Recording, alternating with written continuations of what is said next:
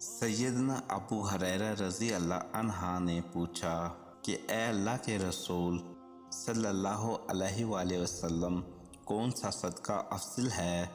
آپ صلی اللہ علیہ وآلہ وسلم نے فرمایا، افضل صدقہ تنگ دست یا کم سرمایہ والے کی محنت مشقت سے کمائے ہوئے مال میں سے کیا ہوا صدقہ ہے، اور ان سے شروع کرو جن کی کفالت کے تم ذمہ دار ہو۔ تم جو اپنا مال و دولت اپنی بیوی پر خرچ کرتے ہو وہ تمہارے لیے صدقہ ہے۔ اگر 4 عادتیں تم میں موجود ہیں تو دنیا سے اگر تمہیں کچھ بھی نہ ملے تو کوئی حرج نہیں۔ امانت کی حفاظت کرنا، سچ بولنا، اچھا اخلاق اور پاکیزہ حلال لقمہ۔ جس بندے نے کسی مسلمان کو کپڑا پہنایا وہ یقیناً اس وقت تک اللہ کی حفظ و امان میں رہے گا جب تک اس کے جسم پر اس کپڑے میں سے کچھ حصہ باقی رہے گا۔ رسول اللہ صلی اللہ علیہ وآلہ وسلم کے گھر والوں نے ایک بکری ذبح کی اور کندھے کے گوشت کے سوا سب کچھ تقسیم کر دیا۔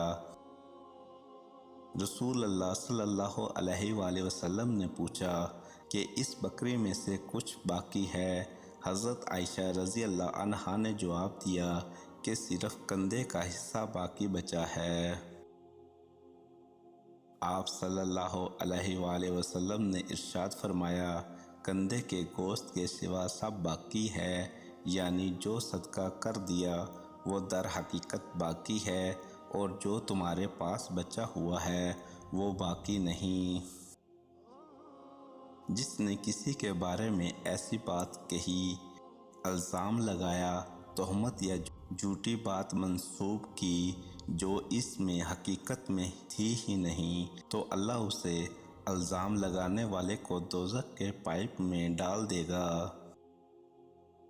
وہ آخرت میں اسی کا مستحق رہے گا، یہاں تک کہ اگر وہ اپنی ایسی حرکت سے دنیا میں باز آ جائے، رک جائے، توبہ کر لے تو پھر نجات ممکن ہے۔